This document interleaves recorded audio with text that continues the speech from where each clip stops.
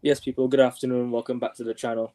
Welcome to the first F1 show of 2025. Well, the second F1 show of 2025, but the first one of the new season. And the quali's just ended, and we're going to get right into it.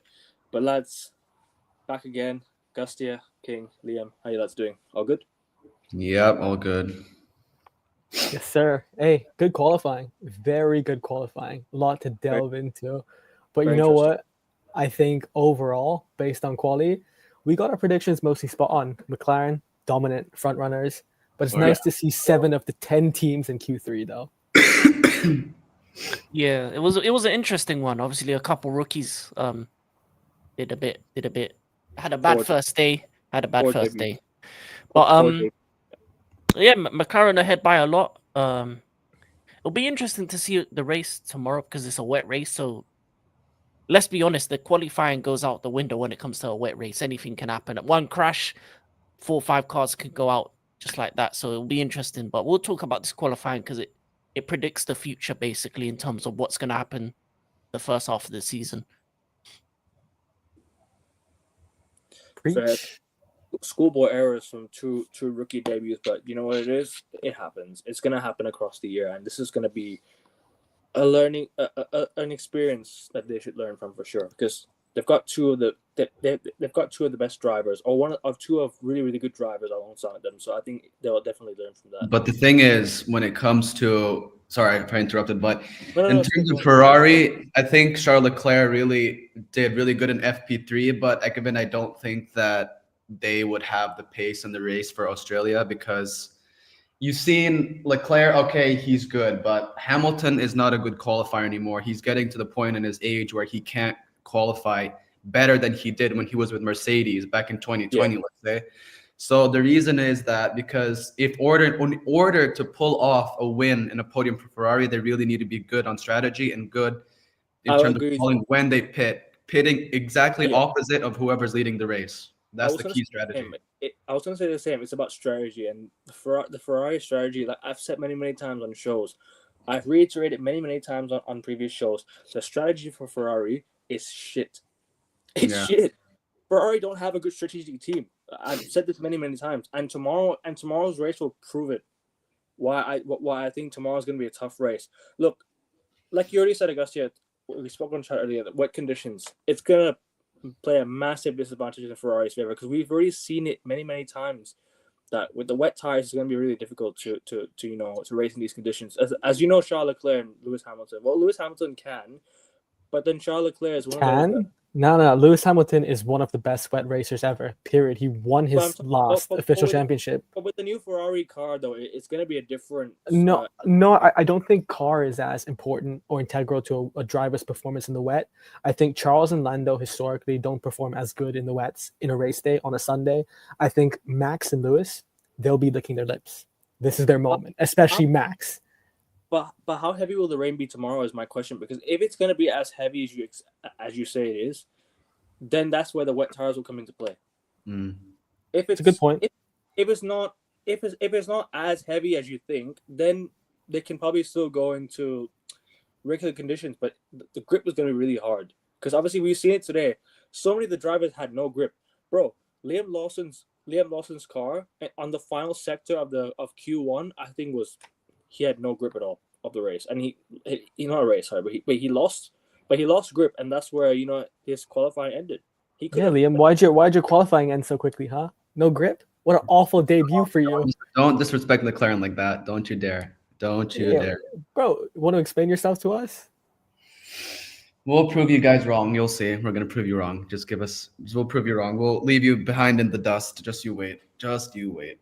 I'm We'll not get. an Infinity War man. I'm He's not talking about McLaren snapping or my Ferrari? fingers to dust. Don't challenge us. Don't go there. He's Don't talking go about there. McLaren or Ferrari? We talking about? McLaren. To be honest, You guys, Ferrari. I don't you think guys they're. are you guys are 1-2, man. There's nothing to prove you wrong. You just won the drivers. You just won the constructors championship. True that. What's there to prove? Exactly. So Augustia, we have that to show you. We have proof of that.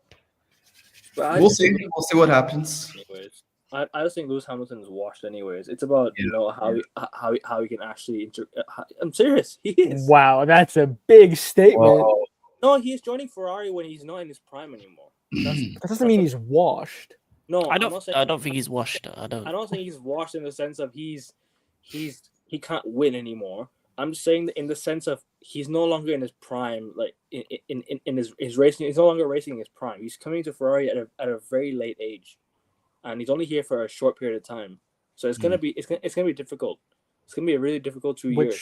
Which is a double-edged sword because Ekevin, if there was any driver who was in win now mode, it's him. He's not here for the long haul. He's not here for a long project. It's win now today. Agustia, at this point, he doesn't have the right mindset.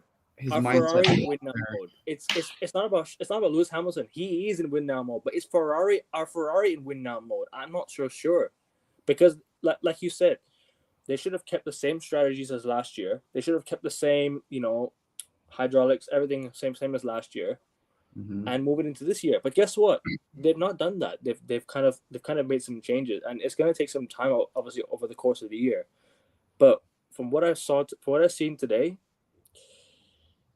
I've only seen final laps of qualifiers in all three. But from what I've seen, Ferrari don't have grip of the race.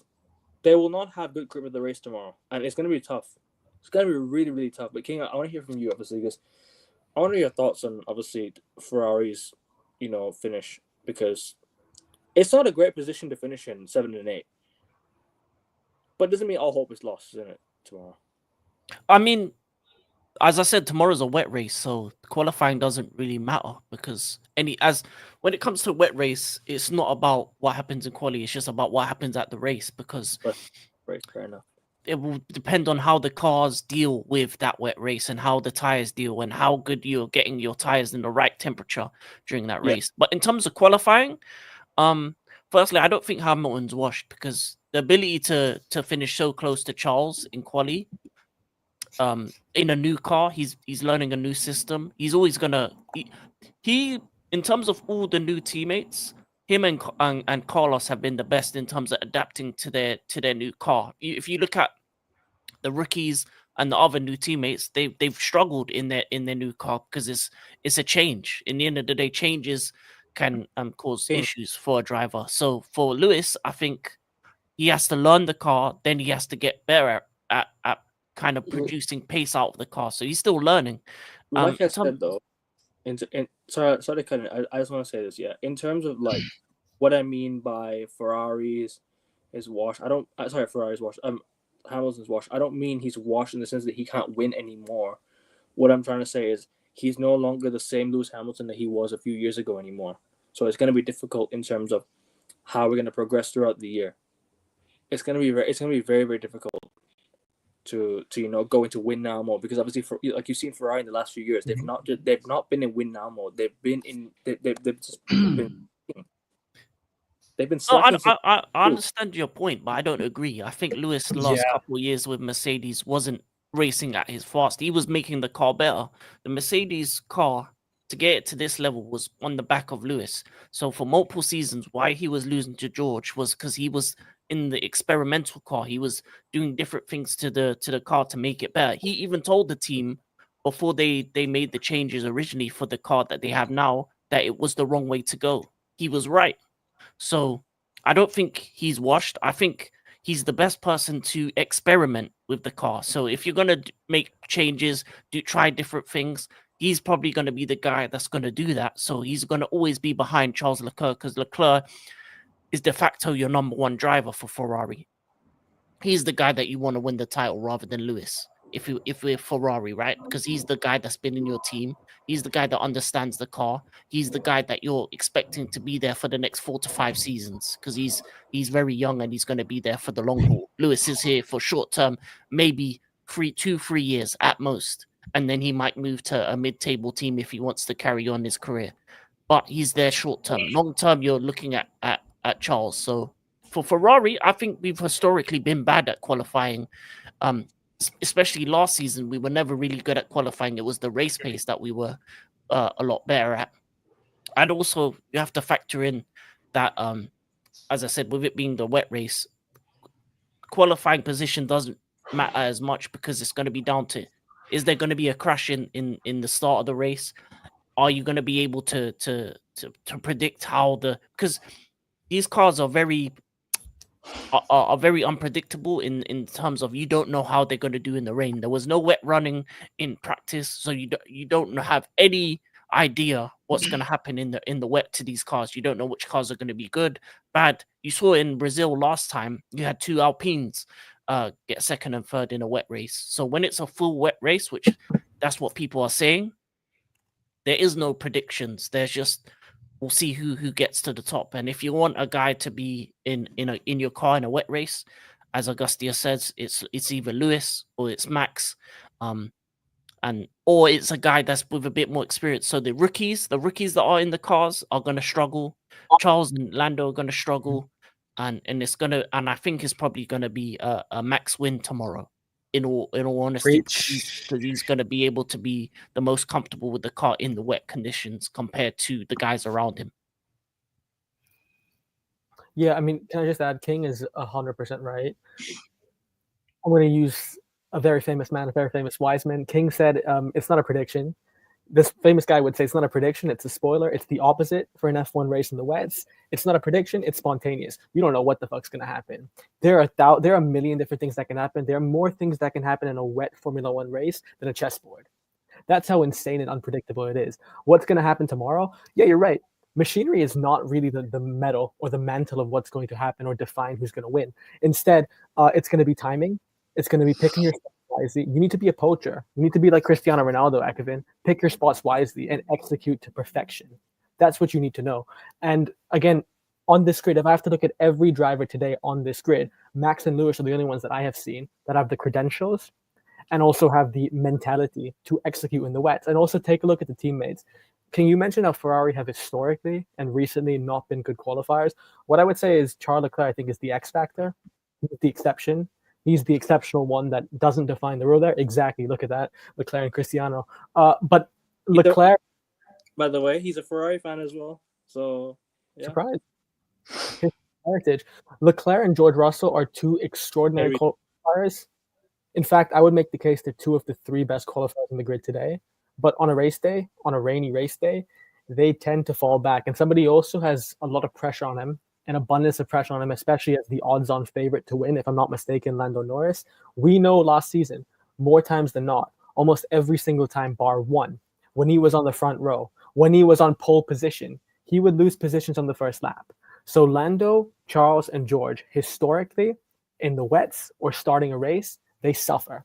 And people like Max and Lewis, who are aggressive, but also now becoming a lot more mature, they have nothing to lose and everything to gain. And on a wet race day, where today, if it was a pure dry race, I would make the case that McLaren on the front runner is the most dominant team. They have only consolidated their championship position from last year. Then I think it's a mix between Ferrari, Red Bull, and Mercedes. McLaren's advantage has been slashed. So tomorrow, as King said, I would completely agree with you. I think Max is the favorite. I think Lewis will also potentially rise his way to the podium. And third is a free-for-all, only if it rains and conditions are tricky and wet. No, you're right. It's about the conditions tomorrow and see how they can manage the tires. But it's also about the race. If there will be like, because you know there's going to be accidents. There's going to be crashes. As you know, I always hate to say there's going to be accident in these races. There's going to be stoppages of the race. So that's where it kind of plays into a part where, you know what, maybe a seventh place team could change the tires or change the strategy and all of a sudden just go flying straight to third or second, because things could change in a split second. You just never know what could change. Max Verstappen could go out tomorrow and maybe like Lewis Hamilton can make a jump from seventh, right? 8th or 7th up until 5th or 4th. Because that's how fast things can change tomorrow. We just don't know what could happen. It'll be very unpredictable tomorrow with the conditions, and obviously being the first race back, we just don't know what's going to happen. It's gonna a lot of drivers will be caught slacking because new systems, new hydraulics, new cars for some. It's gonna be a new learning experience, obviously for the new debutants that have made their debuts today, for the two big cars, Mercedes and Red Bull. But Liam, I want to go to you next. Continuing from what Augustia and King said, and give your thoughts on. Well, What I think, I really think that King and Augusta are right. Max is really going to dominate because in the rain is where he performs best. He knows how to get to a place where he wants to be, whereas other drivers on the grid tend to struggle and tend to complain that they have no grip, that there's something wrong with the car. So in general, I really think that Max is going to win the Grand Prix overall, but I think we're going to see McLaren P2 and P3, but Max is going to win the race overall. If they make the right call and strategy, but I don't think strategy is going to be that important for them since they're going to execute it anyway. But we're going to see what happens. But there are going to be plenty of crashes, probably virtual safety car and probably a safety car. If there's a safety car, then that might prioritize Max if he's let's say he's in P3 or P4. And then if there's a safety car, then it's going to get him to P1.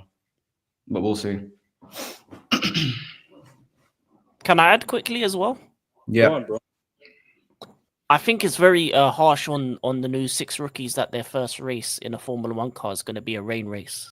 So I'm expecting a lot of crashes. I'm expecting about 2-3 red flags. I'm expecting a safety car. I'm expecting maybe the race to finish with maybe only 15 to 14 drivers, especially for these rookies that are in vehicles that, as you can see in qualifying, they struggle to stay on the track. So it's gonna be a long day tomorrow, and it's gonna be an exciting one. And I think the front 3 is gonna be not what we expect. I think Verstappen will be up there, but I don't think we can predict the other 2. It might not even be a McLaren, because the last time McLarens were in a wet race, they didn't do well. They crashed out. They made mistakes. So it's gonna be who is the cool, calm, and collected. And when the crashes happen, are you there to avoid it, or are you going to be a part of it? And that's going to be the biggest difference. And also, at the start of the race, the McLarens need to get out of each other's way, because that can be a problem if they're too competitive in the start, especially because Oscar's is his home race. He may want to win it, but if they are too aggressive with each other in the rain, both of them could be out in an instant. And that's what the rain adds. It adds the unpredictability. So it's about cooler heads, and it's about staying for the long haul, because there's going to be guys that are going to crash out just because they're going to be they're going to try and brake too late, and then next thing you know, it's going to be a Constantina effect where you take 3-4 cars out in an instant, especially at the start of the race. The start of the race is going to be interesting to see who crashes and how many cars are going to be taken out. I've got 4 cars going out in the first lap. That's a bold prediction, but you know what, King? You're right. Harsh for the rookies, but heaven for us fans. Tomorrow's race is going to be It's the nerves. It's the nerves when Crofty starts off with it's lights out and away we go. That's where the nerves begin, because from the start, there's always going to be like a few penalties. There's always going to be a few yellow flags. You know, at the start, there's always going to be like a few, like I said, hits. You know, one car is going to all of a sudden run into another car. Like we saw on the last day of the season last year. Was it Oscar Piastri that got ran over by Max Verstappen or something from like 10th place? I can't remember where it was. I think Max was like in the bottom half, and then he hit Oscar Piastri. So something like that is going to happen. And it's gonna be interesting, like you said. It's gonna you saying 4 crashes tomorrow. I'll go as far as to say maybe even 5. You know. Damn. I'd go as far as to say even 5. Because really, I'm gonna say this again. It depends on the conditions. If it's heavy rain, 4 in the first lap, even, and maybe I reckon that maybe 12 or 13 races left at the end. Because with rookies, it's going to be a long day. They're going to be overly excited, and they're going to do too much, and then they're just going to crash. Can I just piggyback off something you just said? Go on. You mentioned Max Verstappen and Oscar Piastri. That altercation that happened in the first lap of Abu Dhabi, that raised temperature. Look who's on the second row. Do we guys realize who's on the second row tomorrow? Oscar Piastri. No. So it's a McLaren front row lockout. They'll be gunning for their championship. 3rd and 4th is Max and George Russell. And we all know the history and the animosity between both of those. In the wet, I promise, this is cinema. This is box office. I They talking will about Brazil. chop each other's heads off. I talking about Brazil. No, because the No. thing is that Max was blaming George Russell for crashing into his side pod. I think it was in Baku. He got really pissed and he's afraid that Russell's going to repeat it again, or because he thinks he doesn't like Russell at all. But Russell's a really nice guy, and Russell has no problem with Max. But it's just that Max is causing the issue between them. So they're going to have at it. They're going to fight. Whoever is wrong or right is irrelevant. The fact is, Ekafin, George Russell and Max Verstappen, that's not a rivalry that just stays on track. Even off the track, by the way, at the drivers' dinner in Abu Dhabi. So, every year at the end of an F1 season, the drivers host a dinner. They all attend it. George Russell and Max Verstappen refused to sit next to each other. They were supposed to sit next to each other, and George went across the table. Like, trust me, there is bad blood that boils past the grid. Yeah. Wait, can I add one more thing as well? Guess who's fifth? They wouldn't even shake hands. Yuki Tsunoda, Mr. Crazy Man himself. He's gonna go for it. He's on stuff because he wanted that Red Bull seat, so he's gonna be wanting to make a name for himself. Oh, that's amazing. Dude's crazy on steroids. He gets so angry every time on the radio. It's so funny. Yeah. Dude, he's gonna get so many fines this season for the So are they really swearing. Sorry, Liam, go on. No, it's good. You're good. So are they really removing swear words on the F1 radio this year? Yeah. Fuck off. Goodbye authenticity. My authenticity. This is the message to you, F1. Yeah, fuck off. There you go. Censor that shit, bastards. Sponsored by not Gordon them. Ramsay. It's the FIA.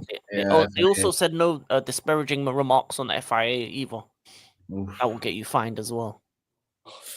Bro, it's embarrassing. I'll be honest. It's really embarrassing, bro. We're in an era now where, it's sports gets passion. It becomes a massive passion, like for so many of these like drivers competing, so many players, and bro, I'm sure like even at football stadiums, we hear fans chanting nasty things that don't get censored, but you can't really hear it probably because you're watching it on TV.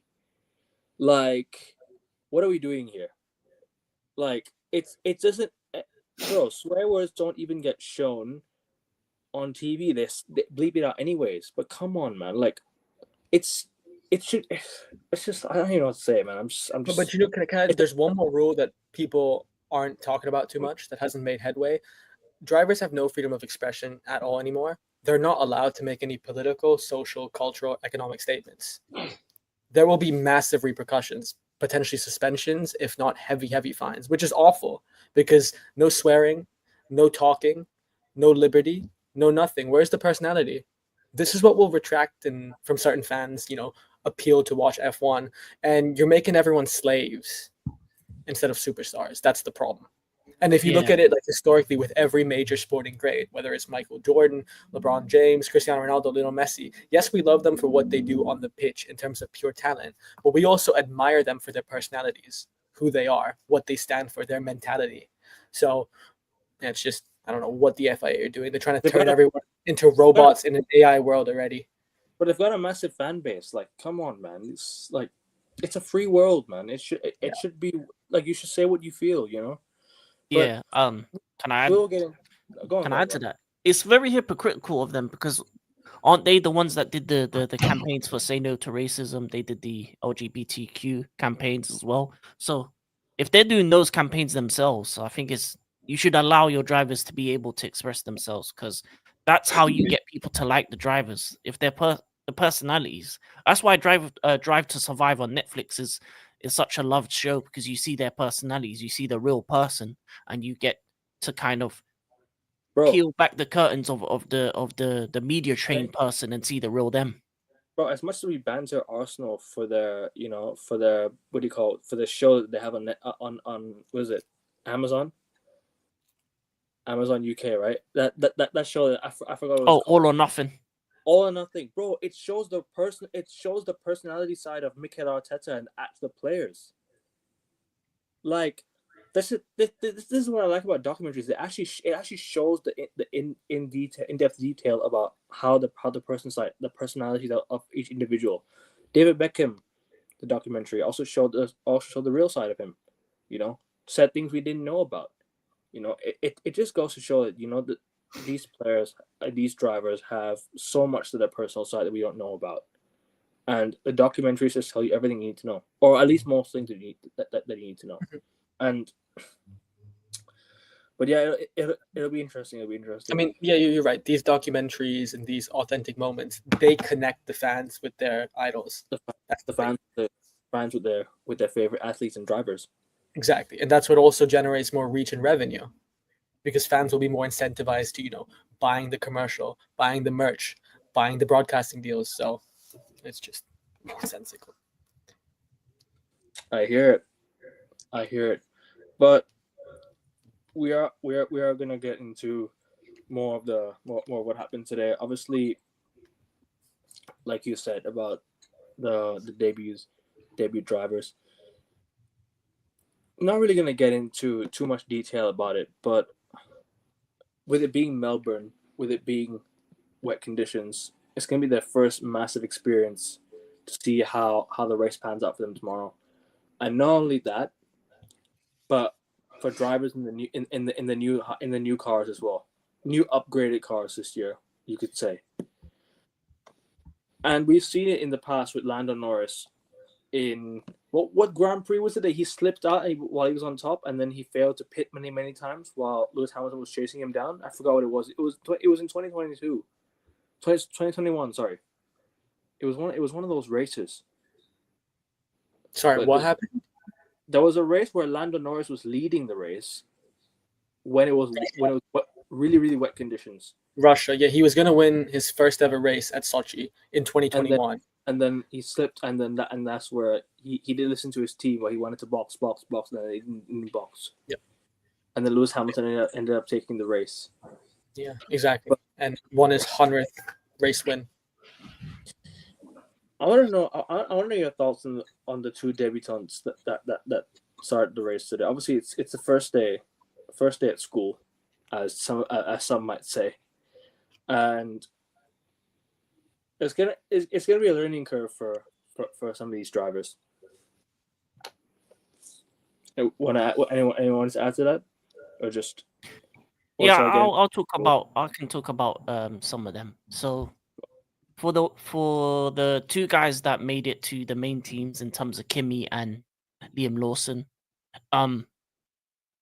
big mistakes from both of them not making it out of Q1. I think it's a learning curve for them too. I think I said this, but I said this to Gustia in a message. I said it's never good to put rookies in top cars, because the only rookie that I could see put in the top car and be successful are the likes of Max or Lewis, generational talents. Now, you may look at Kimi as a generational talent, but I think this is the coldest statement, King. Coldest message I've seen in a long time, man. Yeah. They ain't Lewis Hamilton, they ain't Max. And the thing about it is, with Kimi, maybe he has the potential to succeed down the line. I might be wrong about him. But for Liam Lawson, he wasn't even better than Yuki Tsunoda last season in the Racing Bulls. So I think they put the wrong man in that car.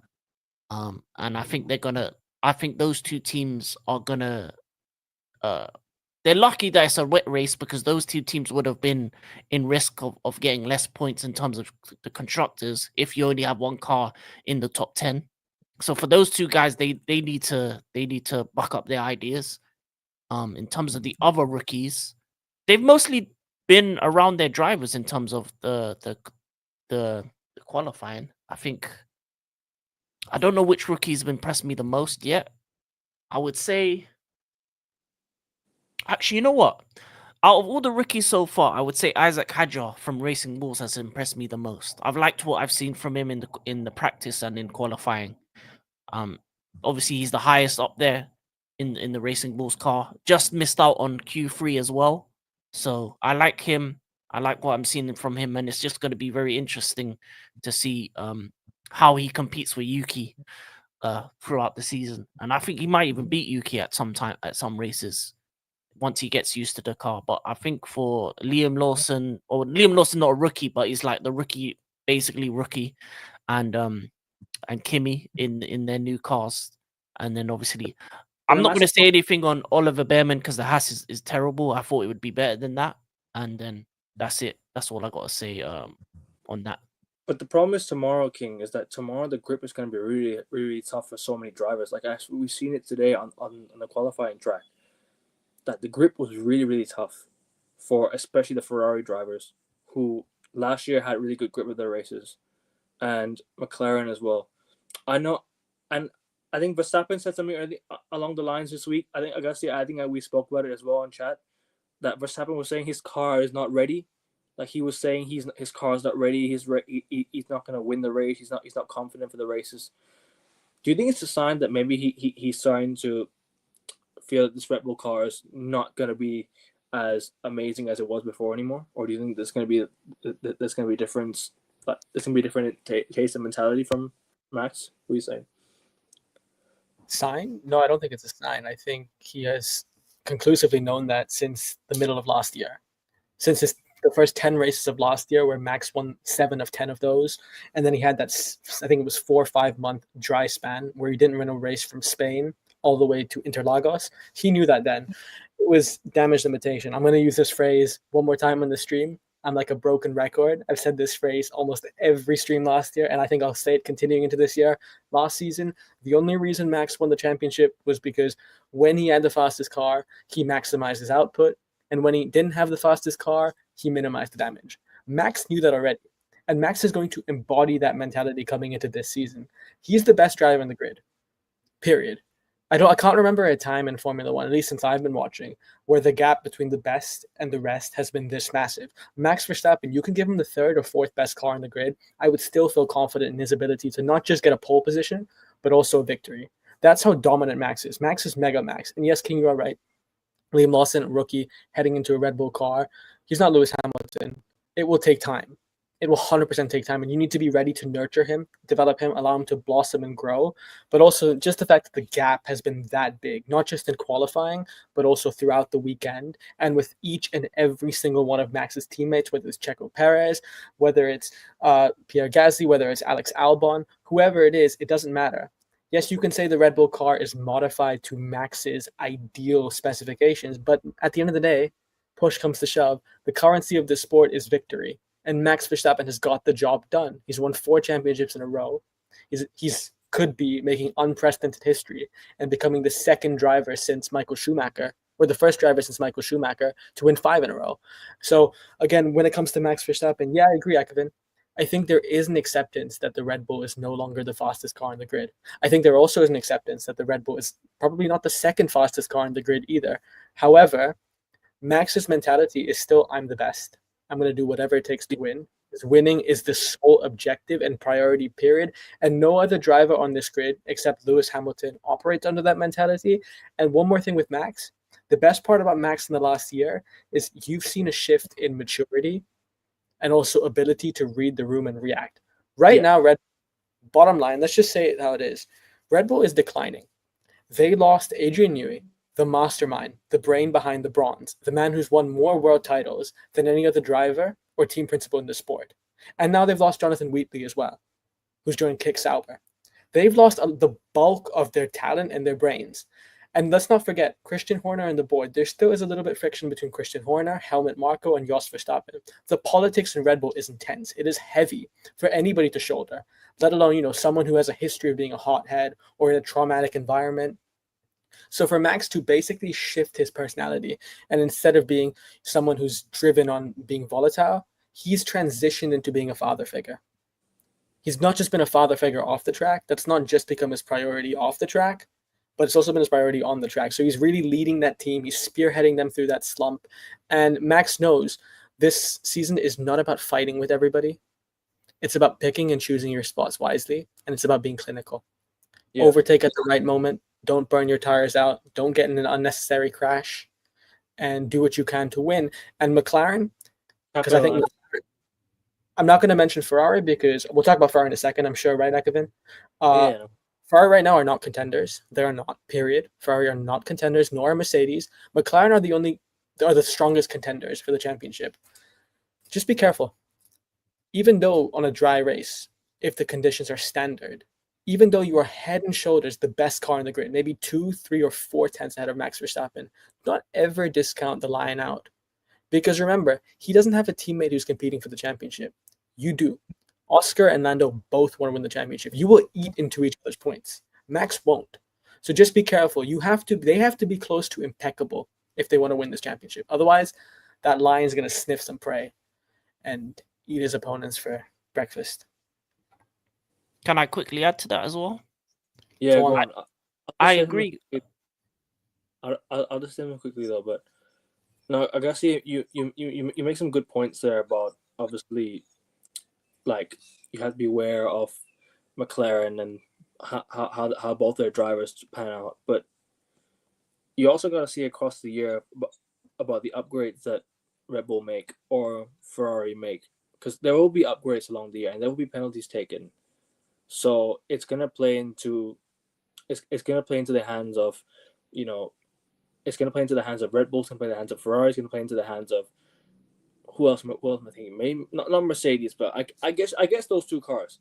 But let me just add really quickly. I'm not discounting Ferrari at all. Actually, I still think they're going to win the constructors. Call me delusional, but I think they're going to dominate towards the end of the season. But the beginning is where a lot of drivers, especially the most inexperienced drivers like Lando Norris, might be complacent and might think, oh, okay, well, let's just play it safe. Let's just not lose points. But this is exactly the time to make sure to consolidate your advantage. You cannot be complacent. You can't settle for anything less than first. You can't. You have to win, because if you didn't learn your lesson from last season, where Max dominated the beginning of the season, that's the only reason he won. It could be too little too late if you just let him get some easy points here. King, go on. Sorry. No, I'll make King go. Sorry, bro. I just want to make this point. Yeah, no problem. The Red Bull situation that reminds me a lot of what Bayern Munich had in the year after they won the league over Dortmund in 2023, when they had some politics stuff off the pitch, but yet they're still winning. So Max Verstappen is dealing with that scenario, but he's dealing with a politician, like not politics, but he's dealing with a lot of politics off the track, and he's has to deal with a lot behind the scenes. But he's still the one that's carrying that Red Bull team to success. So, but yeah, sorry, King, go on. Hold your thoughts for a bit. I just wanted to get my points across. Sorry. No, it's all good. It's all good. I was just gonna add to Gustia's point in regards to Red Bull declining. I think this is Max's last chance to win a world championship with Red Bull as a team. I don't think in 2026 they're going to be there, because if historically you look at Formula One, it goes in cycles. The last cycle was Red Bull. The next cycle is going to be another team, and it's most likely either going to be McLaren, Mercedes, or Ferrari that's going to take that mantle. Don't forget Audi's coming as well next year, and then you have Cadillac as well coming very soon. So yeah, it's going to be really hard for Red Bull to compete. Yeah, I think Audi and Cadillac will probably be back markers for the start, because I don't think they'll be able to compete. But I think there's been a lot of rumors that Mercedes look like they're going to be the best in terms of 2026 car. Who knows?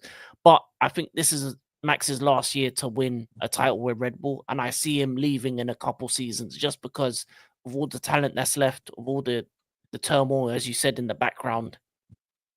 And as Formula One is cycles, so this is, if he wins it, he does something that's historic. He wins 5 in a row, just like Schumacher.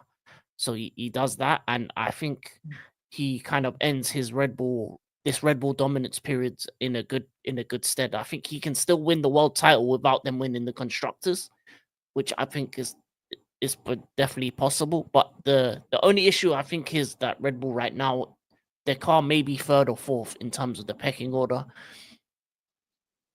I think Ferrari's 2nd, McLaren is 1st by far. So I don't know if Ferrari will win the constructors. I think it's McLaren's to lose, and I would say this is Lando's chance to win a world title as well. So he's gonna need to be big, and McLaren are gonna need to at some point decide who their number 1 driver is, and I think they're gonna have to decide it to be Lando, no matter what Oscar says. I know he's under Mark Webber, but Mark Webber was under Seb Vettel, so when the number 1 driver is there, you have to. it's the sport is ruthless, and I think McLaren needs to be ruthless in designating the number one driver for their team, because Red Bull have it, Mercedes have it, and Ferrari are definitely going to look to designate a number one driver sooner rather than later. So the longer you allow them to compete against each other, the more points you'll lose at the start of the season. And guess what? 100%. One crash leads to two crash leads to teammates falling out. Then you got a problem in with both garages, and that can lose you a title, a la McLaren when Kimi won the title, and Alonso and Lewis both lost to Kimi, and also in there was another season where it was where Rosberg won the title over Hamilton. You had two drivers crashing, and they just because they had their best car, but if there was another car competing, they could have lost that title as well. But yeah, I hear your points, bro. I mean, but we saw at Red Bull in 2024 or 2023. Sorry, excuse me, that Perez and Max Verstappen were not necessarily competing with each other, but they were going pretty much neck and neck at the start, and then Max Verstappen started to pull away, and then you had Checo Perez winning a few races here and there. They almost had an invincible season, so they can manage their second drivers. But the situation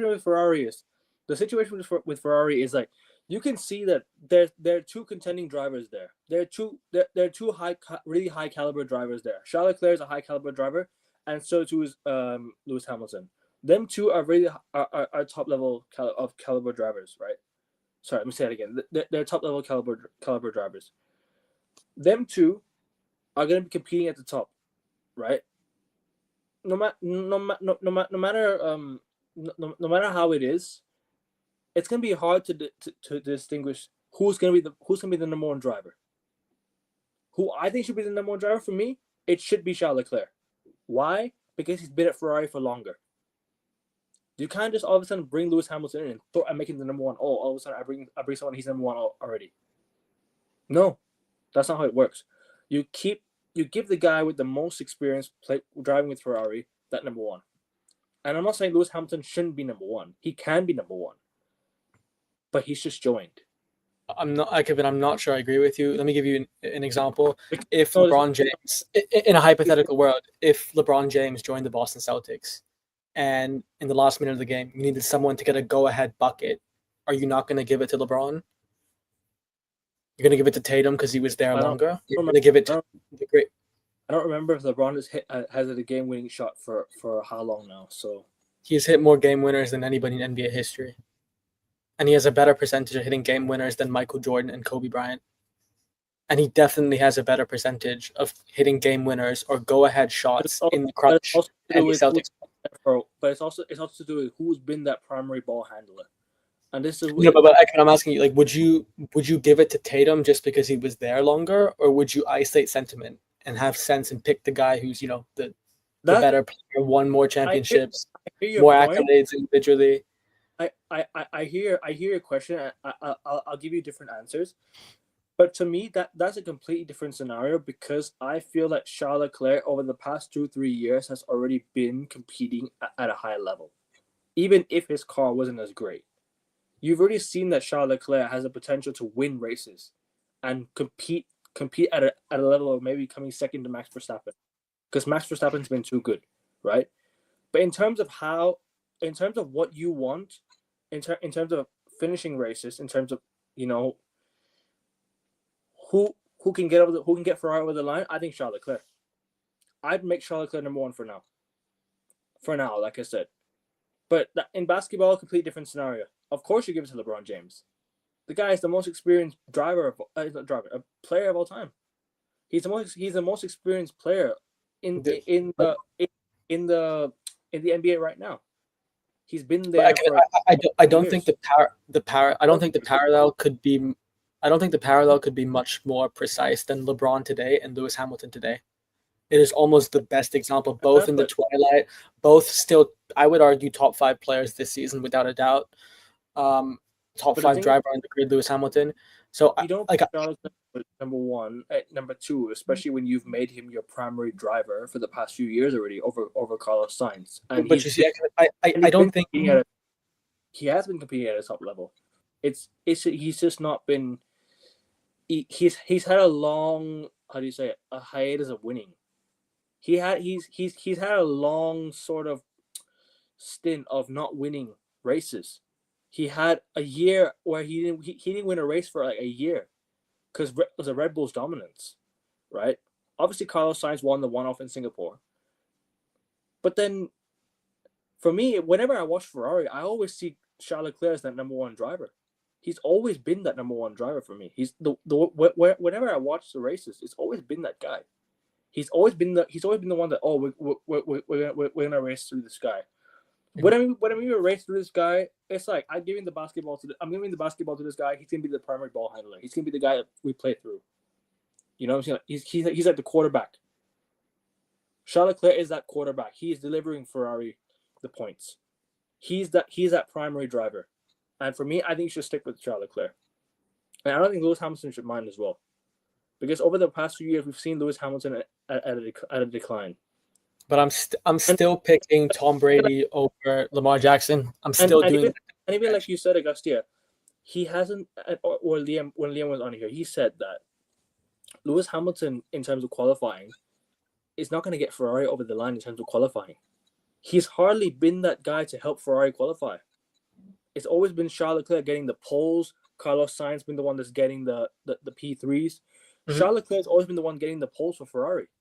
This is why I would put Charles Leclerc as the number one driver, because he's always getting Ferrari into good qualifying positions. You know what I'm saying? He's always the one that's getting Ferrari into pole positions, into good positions that they can win races. That's why Ferrari last year were so dominant, because there was a point where Charles Leclerc was getting really, really good positions, and he was getting good race points, and that you couldn't argue with that. He was that guy. He was getting Ferrari into positions that they can win races. He's won races for Ferrari. He's been a recent race winner. Lewis Hamilton's won how many races in the past few years? Like, Can I add to that? King, I'll add one more thing after King, but the machinery is completely lopsided. Not a fair comparison. But this is what I mean. Like, he's always been the one that's giving Ferrari that extra boost of confidence going into the race day. That's what I mean by Charles Leclerc. I respect that, but King, you can add that something right after. And I can clearly tell who the bias is towards. But go on, King. I don't think the Ferrari's had a number one driver the last 3 seasons. Yes. I think the first season Charles and Carlos rid together, Carlos beat Charles. The last couple seasons Charles has been better, but it's been very even in terms of points, and it goes from race to race. There's been races where Carlos has dominated, and there's been races where Charles has dominated. But I think overall, I don't think they've had a number one, and that's probably the reason why they didn't win the constructors, or they didn't win the World Championship, because they've been prioritizing both of them. And a lot of the time, the problem with the tactics is they allow them to race each other. Because if you have a number one driver like a Red Bull, you don't tell them to race each other. You tell Sergio Perez, get out the way, Max is coming through.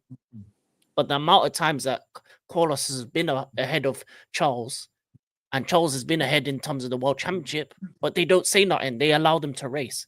So for me, that's the Ferrari hasn't had a number one driver since probably Schumacher, or since Vettel. They haven't had a number one driver recently. And when it comes to Lewis and Charles, it's going to be whoever performs better in the first 5 races that will get the number one driver spot. It's the first 5 races is going to decide it.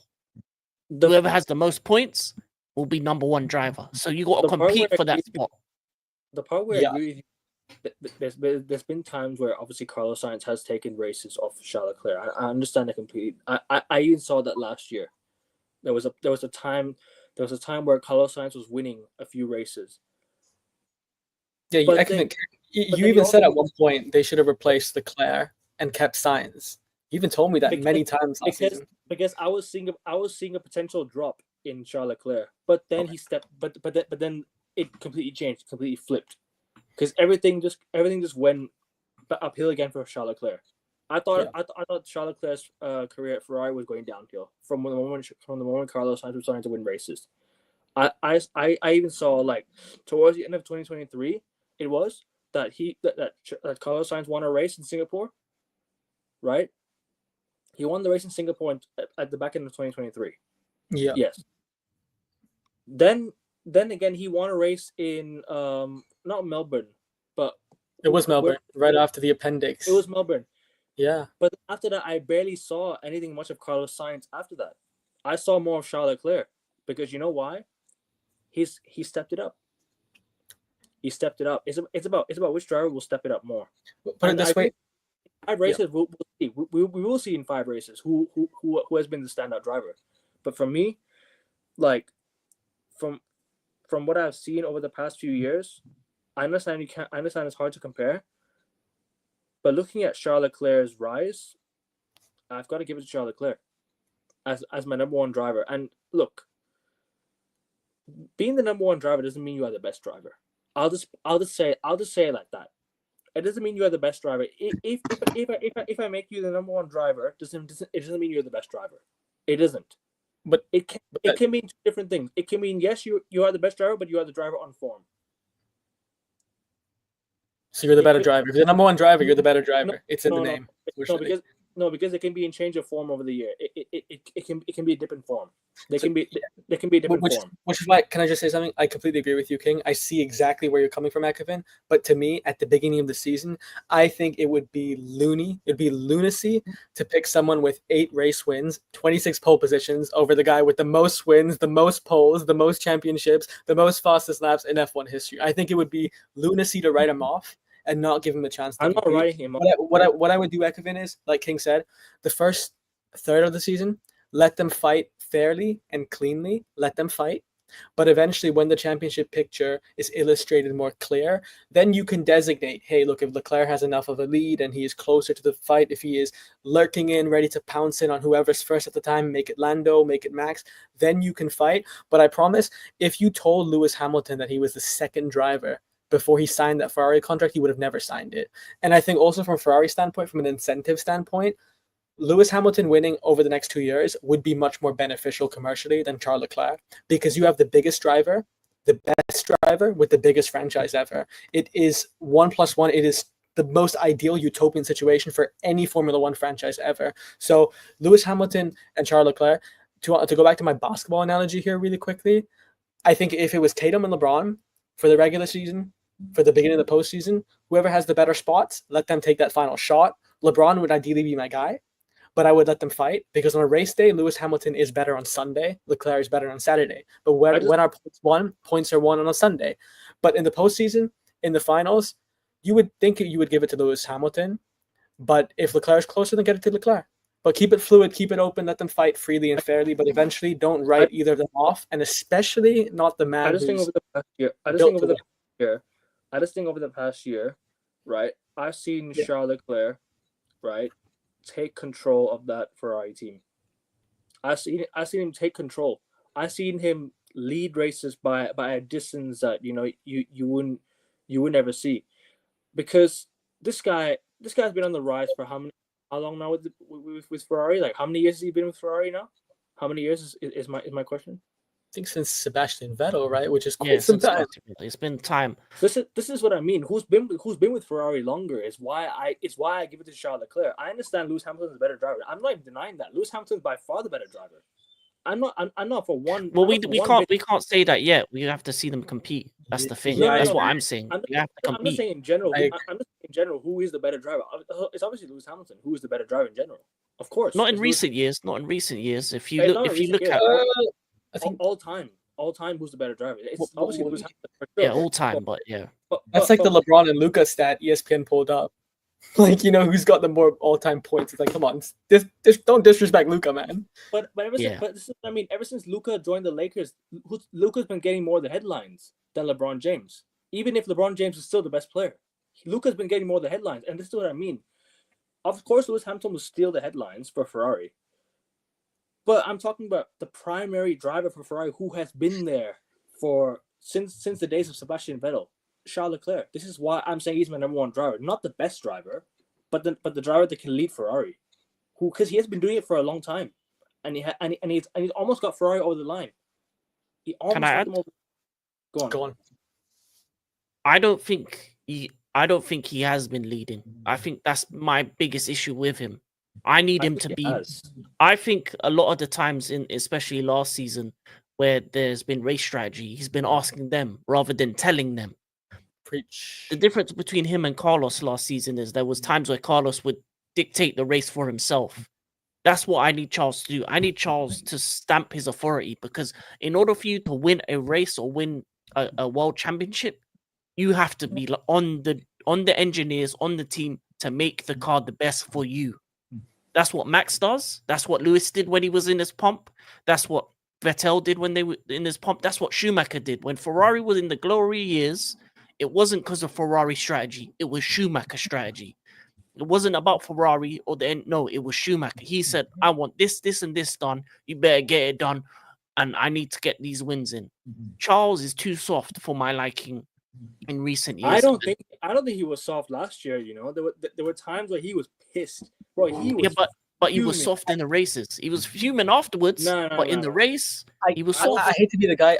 I cannot remember a single time where Charles Leclerc has taken command of a race like Carlos Sainz has. I cannot tell you a single time. I genuinely can't.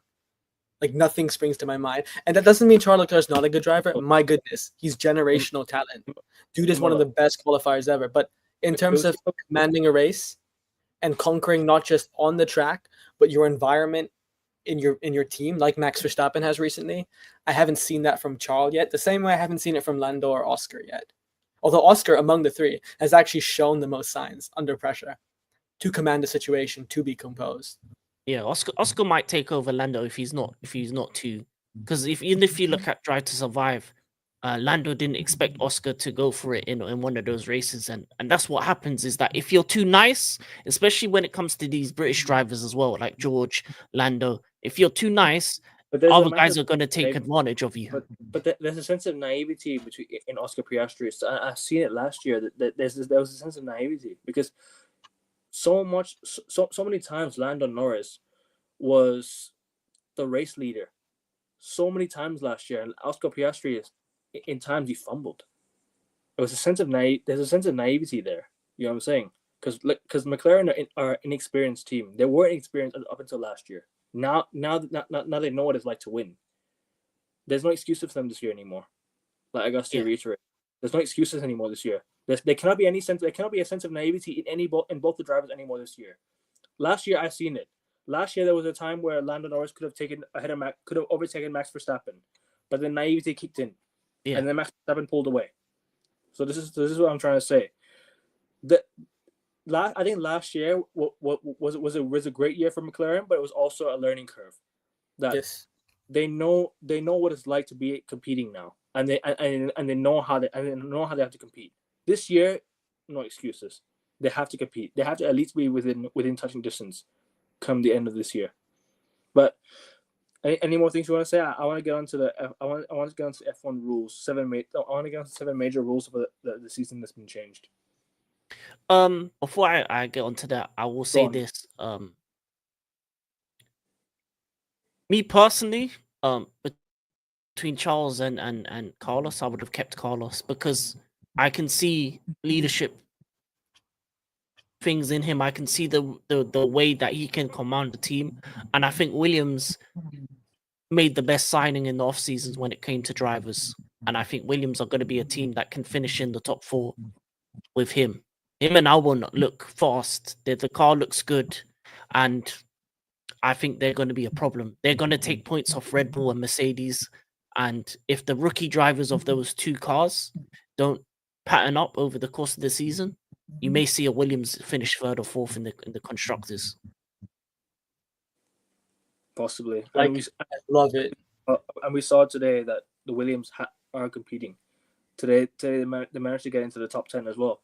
Alex Albon and it was Carlos as well. So yeah, there's promising signs for the Williams there, but I don't see them being in the Constructors' Championship for a while. I don't think so, because I just think they're much better. They're much better competitors. But don't write off Carlos Sainz in terms of drivers' points. He can definitely crack into the top 5, top 4. There is a good chance. Yeah. For himself, though, not for the Williams. There is a good chance. But yeah, sorry, you want to say something? No, actually, I would agree with both of you. I think it's a good chance, not just for himself, but it's more likelier the constructors crack into the top four. Because as King said, Verstappen and Russell are going to get the bulk of the points. It's just how much flack and how underwhelming the other two rookies are. And the Williams arguably has the most complete driver pairing, at least most certainly in the midfield. And then obviously I would put it second or third behind McLaren and Ferrari. So don't discount Williams. They look good. And also, can I just add, in terms of wild card, that Visa, Cash App, MasterCard, Credit Card, American Express, whatever you want to call it, that team, pretty impressive so far. Throughout testing, throughout the weekend, they have been your wild card. They have been your unknown quantity. They have consistently been in the top 10 in Q3. And you mentioned Isaac Hajar. Yeah, watch out for him. He'll be a very interesting driver to watch. Yeah. Very authentic. He is authentic if you've watched his interviews, and also he is very talented, I'm sure. And Yuki Tsunoda, as you said, King, he has the incentive. That guy has the incentive to perform. He should have been selected for that second Red Bull seat. And in a car that I genuinely think this might be very reactionary. It wouldn't surprise me if Yuki Tsunoda finished second among the 4 Red Bull cars on the grid. Really wouldn't surprise me. What, in the race? Yeah, definitely. Oh, I would also add that Yuki Yuki will get the Red Bull spot halfway through the season. Oh, you believe Liam's gone? Yeah. Really? Wow. And I've never was I think Liam Lawson was the worst choice that they could have made out of either going for Carlos, getting Yuki, or him. Worst choice by far. I don't know what they were thinking with that one, I'll be honest with you. Well, good he's not on stream, because he'd be very pissed at you. It's not that Liam. A different Liam. But big up Liam anyways. We'll definitely see him tomorrow for the F1 race. But I just want to move on now to the 7 major rule changes for the F1 2025 season. But shout out to Paddock Passion on Instagram. They've posted they made a post about it. Shout out to Paddock Passion every time. So these are the 7 major rule changes for the 2025 year. So number 1, we've spoken about it last year. The fastest lap point has now been scrapped, right? And the second one is teams are now required to run rookie drivers for 4 free practice 1 sessions. So Ferrari are allowed to run drivers like last year they ran Ollie Behrman as well at times. To avoid a repeat, number 3, to avoid a repeat of Brazil 2024, where it was a sprint weekend and the qualifying couldn't be run due to torrential rain conditions. So you want to talk about that one? This one? Yeah, wait, Ekvin, can you send me the post? I shared it to you. I shared it to King already as well.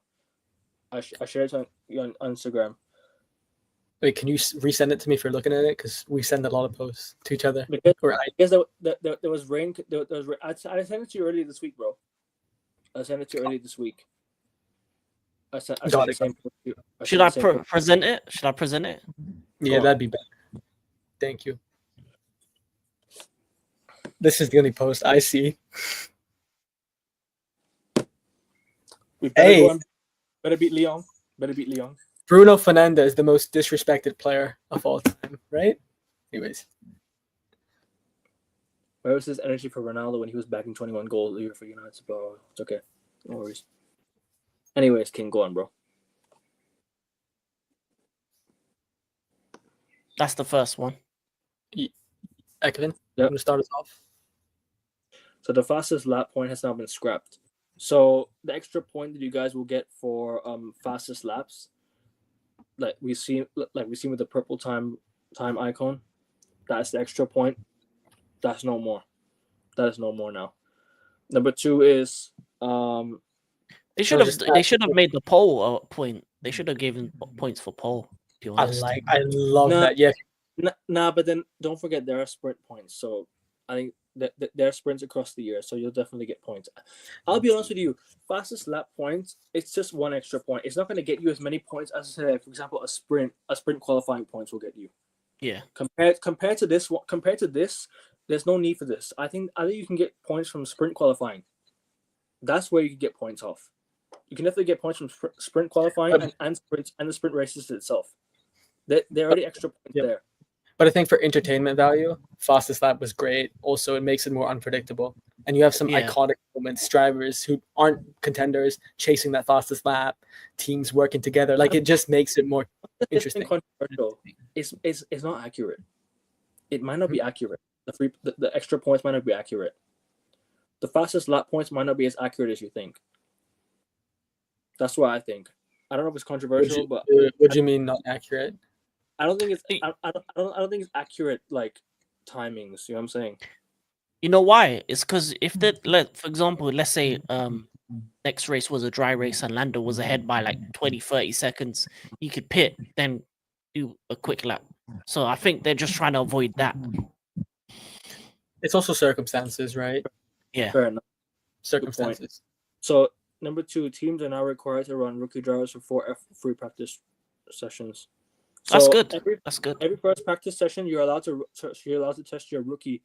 You're allowed to test your So for example, last year Ferrari tested Ollie Behrman in certain races last year, and I think Liam Lawson was tested in some of the what was it? Not Williams, but what was it? It was one of those. I forgot who he was racing for last year. Was Must it? have been Red Bull, right? But he was on the grid for quite a bit, so I don't know if he was tested, but you're right. Kimi was tested for sure. Like you're right, Akavin. I think it's a good thing because the more the merrier, makes the transition much smoother. You can definitely get, if for example your driver's out and can't race, you can definitely get some good minutes from your rookies, and potentially, you know, like Ollie Behrman got 8th last year for Ferrari, like Insane. something like that. And that's why I think getting practice with the main drivers is going to be good confidence as well. What's the number 3? Oh, so to avoid Brazil 2024, where it was a sprint weekend and qualifying couldn't be run due to torrential rain conditions. And this is the point that I wanna talk about, because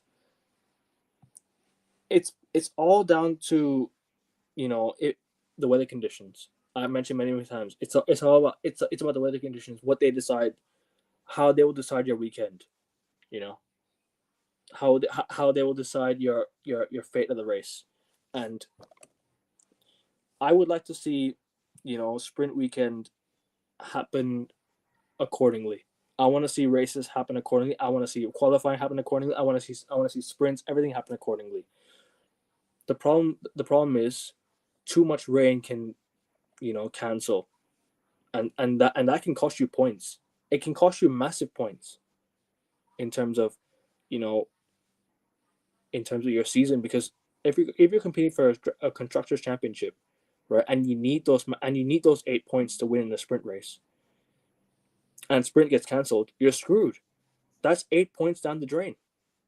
That's eight massive points down the drain. You know, every point counts now, because like we mentioned, there's no fastest lap anymore.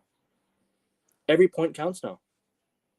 All these 8 points, they're more valuable than the fastest lap, and this is why I think it's going to be so important to have everything happen accordingly.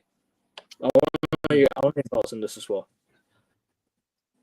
Yeah, I don't know how I feel about this. On one hand, in terms of a meritocracy standpoint, it makes sense, because then, you know, it feels the momentum of the championship race as it is. But I'm reading the comments on this post. There's a comment, I think it's the Blast comment by Miles Sam. Can't read his name, it's very blurry. He says, oh, sorry, the one above that, I apologize. Third rule is bad. If anything, if they can't do quali, they should do it based on practice sessions. Now, at face value, that looks like an absurd suggestion, because practice sessions are usually for experimenting, and they're about tinkering the machinery, getting a feel of all conditions, all circumstances, and medium, long, hard runs. You want to know that. You want all the data, fine. But I think it would be a pretty good incentive and make practice a little bit more watchable if the fastest times in practice determined your grid order if quali couldn't take place. Because everyone's going to have a fly run in practice. And if you get a full practice, just in terms of an entertainment standpoint, I think that's a fun idea, but is that the most practical idea? Probably not. Yeah, I'll just add that this is not going to affect that many races. This might just affect one race a season. It'll definitely, because sprints you get 8 points for winning, right? Am I correct? Yeah, but if a sprint is missed, it's not that big of a deal. I just think it's in terms of the driver order. This is very unlikely to happen again. So it's just good to have at least an order so that if it does happen, you have a fail safe. But I don't think it's gonna happen again this season. Next slide. To have, like when it comes to torrential rain. Next slide. Yeah. So DRS rules are now stricter following McLaren's mini DRS. I'm not so sure about this. You guys have to enlighten me on this one. I'm not so sure about this one. I can't really give you my thoughts on this. I'm not so sure what exactly happened. I think there was a scandal last year with I think the length or I don't know of one of the McLaren wings. I could be completely wrong, but yeah, I'm not King. You might have to check this out. And let me apologize to Katrina because it was your comment and not Mao's comment. So if you're watching this stream, you were the one that commented. So I think we'll talk about it on another race. I think, but we'll just get the rules out. Oh, they had a DRS on the DRS, so it's kind of like added like an extra bit of double DRS. Yeah, when it comes to it's to do with how flexible the wings are and things of that nature. Fairs, and it makes sense. Make the rules less ambiguous. No one should have an extra DRS. It should be everyone should be on the same length, on the same wavelength. If you have a good chance of overtaking, don't add extra DRS. It doesn't make sense. Mm-hmm. You know, because every car should have the same level of DRS added to the system of the car. Why should you have to, all of a sudden add extra DRS or add a small amount of DRS just because I don't know. You guys add to that. I can't really give my full thoughts. I'm not so clever on this one. It's just teams trying to push the boundaries. They're just probably making the rules stricter so that these teams just stick within the parameters of the car. I don't think DRS should be the same for every car. Yeah, pretty much. That's what they want. McLaren to do something clever, but every time a team that tries to do clever, like when Mercedes did that wheel system where they could move the wheel, they stopped it, and other teams complain. So that's the dark side of Formula One. Anytime there's a bit of innovation, another team's going to say, no, that shouldn't be legal, and then it gets removed. But we'll get through these rules quickly. New driver cooling systems will be deployed on the cars at races considered heat hazard. I'm completely for this one because you know how humid it is in certain races in certain conditions, and especially the Middle East, man. Especially in that car as well. Extra cold. I mean, it's just like Beyonce would say with Halo. Just with that invention, I think this is a great implementation. I mean, how can you disagree? It's great for safety. Yeah, definitely good. I'm fully for this one. The weight of the car has increased from 790 kg to 800 kg and 805 kg of hot races. Fair enough. I mean, if it's the weight of the car in heat, right? Then yeah, I guess we could. I guess I agree with that. It's better grip, I guess you could say. It gives the team more leniency in terms of the weight because a couple didn't George lose points because of weight, I think, or something like that. It's also the tires. It also plays a part into the tires as well because the tires have to you have to manage the tires in conditions like that as well. I mean, look, I'm not a weatherman, so I don't know the impact that increasing the weight would have in decreasing humidity. But I think, King, you are right. Increased weight would make the car slightly slower. So from a speed standpoint and the purpose of Formula One speed, it is a little bit disappointing. But if it improves safety, then of course I am for it. Because if it's windy conditions, then how are they going to manage it? Is my question as well. It's more weight would make the car stable. I don't know. I think it's marginal. Teams are restricted to testing with previous car TPC to 20 days, and can only use on cars between 2 to 4 years old. I'm not so sure about this one. It just makes limits the running. It just limits the running so that they don't do too much extra testing. Because when it comes So- to the older cars, they're not restricted.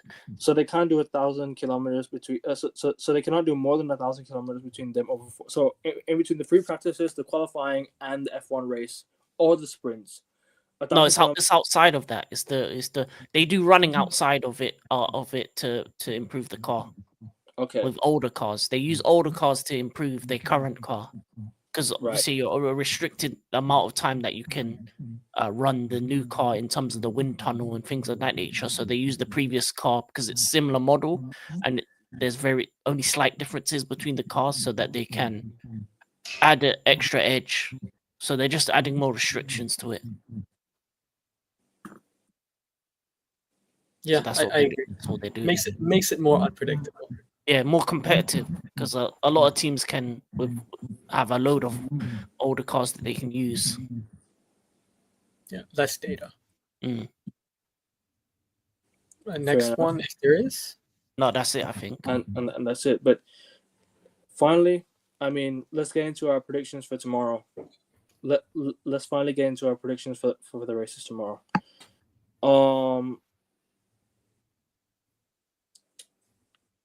Podium predictions. We'll do top 5, I guess. Top 5, just top 5 tomorrow, and then that's it. I think, and then we'll do maybe outsider chance, or top 5. Just actually, we'll do top 3 and outsider chance. Yeah, I like that. Better. Top 3 chance. I'll give you if it's wet and unpredictable versus if it's dry. In a dry race, I have a McLaren front row lockout. I think they'll convert pole to victory, and I think probably Max or Leclerc will finish third. But if it is an unpredictable wet race, I'm going to give Max the race win.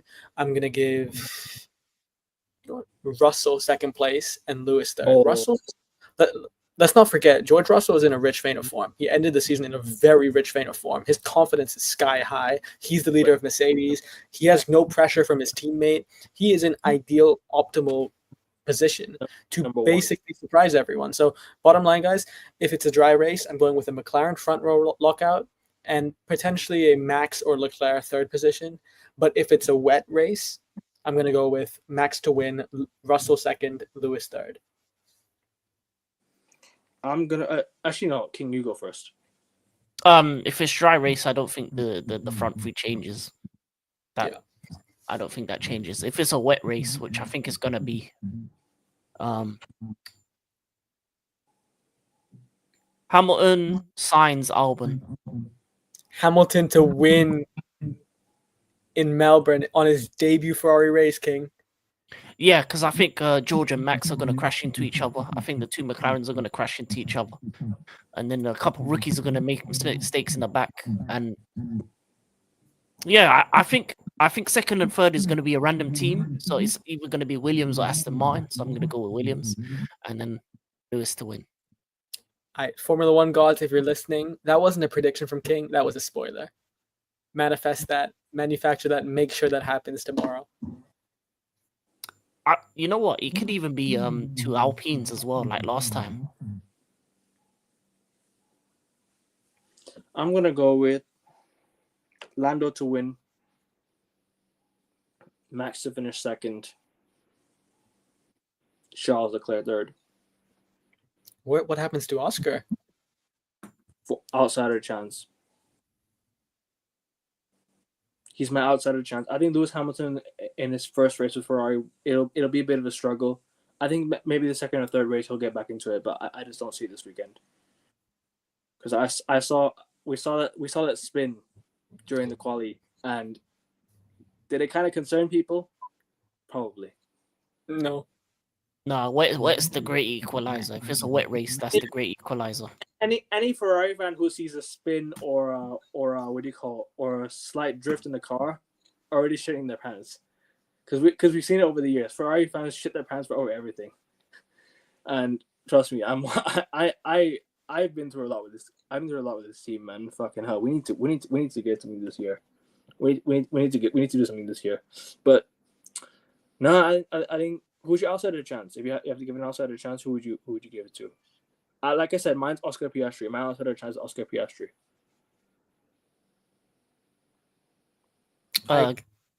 Gasly for me. He's P9 and he did well in the wet last time. Does Lewis count as an outsider chance? I think he does. I'm gonna give it to Yeah, Lewis. he would be. Fair enough. But Yeah. anything else to add? Do you guys want to add anything more? Or you guys done? Everything okay? No, can't wait for tomorrow's race and the stream right after. Yeah, Fair. it's gonna be a good race. But yeah, we're gonna wrap it up here. Make sure you guys liking the video, subscribe to the channel. Those of you watching, the links on the quote tweet. Click that and go ahead over to the channel. Head over to YouTube and subscribe. It's free to do so, and we'll be back tomorrow. I think same time. I think tomorrow again, same time after the races. After the race ends, I think we'll be back straight afterwards. But yeah, I guess that's all we have for today. Just can't wait for the race tomorrow. I guess finally F1 season is back. It's been quite a slow and a fast summer at the same time. Summer, but off season you'd say, off season, because off season usually happens during the summer, well most times at least. But yeah, I guess that's all we have for today. You want to see more F1 content? You guys want to see any more streams you want to do together? Let us know. And obviously King will be back again on Monday. His link's in the title. Check his channel out. He does a lot of Royal Rumble content, and obviously I did a stream with Manj on Thursday, and he's also a massive fan of Royal Rumble. So you guys want to get him onto your channel? Make sure you do so. I'm smiling because I thought about what I said last time about how Kick should be replaced for Rumble. King, do you want to do the honors this stream? Can I plug it in, Ekapin? Shamelessly. So Yeah, King and I do a politics show. We just discuss the world, everything about the world on Rumble. It's called Authentic World Analysis. That's our handle on every social media. So please check it out and tune in. I'm sure we'll be doing a stream very soon, right, King? Perhaps tomorrow. Yeah, definitely soon. And Yeah, more videos on my channel coming soon. I need to start getting on that. Yeah, definitely. 100%. But yeah, that's all we have for today. Like and subscribe.